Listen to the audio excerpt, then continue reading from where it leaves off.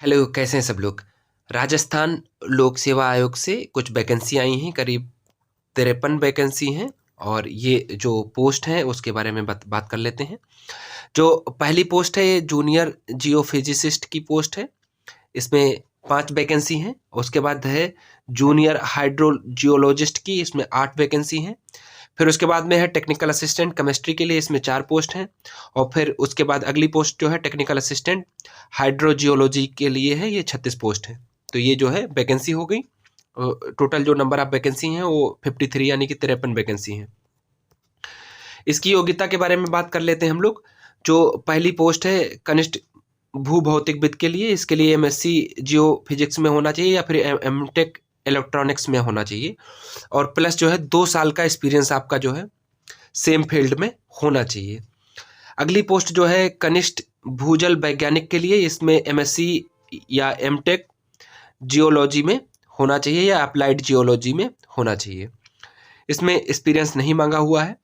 और जो अगली पोस्ट है वो एमएसटी जो तकनीकी सहायक रसायन के लिए है, टेक्निकल असिस्टेंट केमिस्ट्री के लिए, इसमें एमएससी इन केमिस्ट्री होना चाहिए आपके पास। अगली जो पोस्ट है तकनीकी सहायक भूजल विज्ञान के लिए, इसमें या फिर एमटेक या फिर एमएससी एमटेक जो है जियोलॉजी या फिर अप्लाइड जियोलॉजी में होना चाहिए आपके पास। और उसके बाद में आप जो एक एसेंशियल एजुकेशन आपके पास, मतलब कि आपको वर्किंग नॉलेज हिंदी और देवनागरी स्क्रिप्ट की जो है आपको नॉलेज होना चाहिए। थोड़ी सी जो राजस्थानी कल्चर है उसके बारे में भी आपकी जानकारी होनी चाहिए।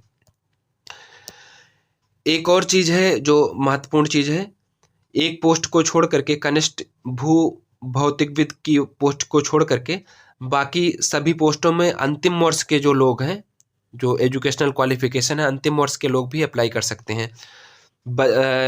केवल कनिष्ठ भौतिक विद को छोड़ करके, ठीक है। और जो इसकी आयु सीमा है 20 से लेकर के 40 वर्ष के बीच में है, तो आप लोग देख लीजिएगा। और ये आयु की गणना जो है आपकी 1/1/2023 से की जाएगी। तो बाकी कैटेगरी वाइज छूट भी दी गई है। एक चीज़ और है कि जो डाइवोर्सी महिला हैं या फिर विडो महिला हैं, उनके लिए अपर एज की कोई सीमा नहीं है। तो वो कोई, लेकिन आपको जो है एक प्रमाण पत्र जो संबंधित है वो प्रमाण पत्र आपको देना होगा, तभी आप इसके लिए मतलब योग्य होंगी। तो चयन का जो आधार होगा वो साक्षात्कार होगा, यानी इंटरव्यू पोस्ट है केवल। लेकिन अगर नंबर ऑफ कैंडिडेट ज़्यादा हो जाते हैं तब जो है परीक्षा भी कराई जा सकती है। तो परीक्षा जो कराई जाएगी वो ऑब्जेक्टिव टाइप की परीक्षा कराई जाएगी। जो आवेदन की तिथि है ये 3 फरवरी से लेकर के 2 मार्च तक आप आवेदन कर सकते हैं। तो आपको यह ध्यान रखना है, इसी बीच में आपको आवेदन कर देना है। आवेदन जो आप करेंगे ये ओटीआर पहले बनाएंगे, 1 टाइम रजिस्ट्रेशन करेंगे, फिर उसके बाद में बाकी डिटेल फिर फिल करके अपना जो है फॉर्म फिल कर सकते हैं।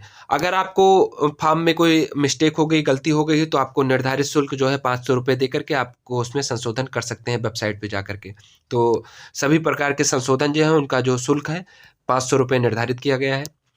जो एग्जाम शुल्क है, जो आपका आवेदन शुल्क है, आवेदन शुल्क आपका जनरल कैटेगरी के लिए 350 रुपये है। बाकी जो राजस्थान के कैटेगरी वाले हैं उनके लिए अलग अलग फीस है। तो आप देख लीजिएगा, जो लोग राजस्थान से बिलोंग करते हैं वो कम फीस में भी फॉर्म भर सकते हैं। जो राजस्थान के बाहर के लोग हैं वो अगर कैटेगरी में भी आते हैं तो जनरल में ही कंसीडर किए जाएंगे, और उनको जो है जनरल वाली फीस यानी कि 350 रुपये ही पे करना है। तो आपको ये ध्यान रखना है।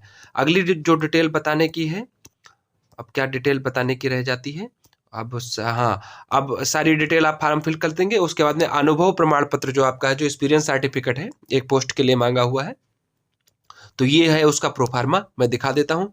सेम प्रोफार्मा में आपको अनुभव प्रमाण पत्र जो है सम्मिलित करना है। तो ये प्रोफार्मा हो गया। एक छोटी सी डिटेल थी, आप लोग जा करके राजस्थान की जो वेबसाइट है, जो राजस्थान लोक सेवा आयोग की, उस पर जा करके अपना रजिस्ट्रेशन करके और पूरा जो है फॉर्म फिल कर सकते हैं बहुत ईजी तरीके से। बाकी और कोई डिटेल आपको चाहिए हो तो कमेंट बॉक्स में आकर के पूछ सकते हैं। अपना ख्याल रखिए। Thanks for watching.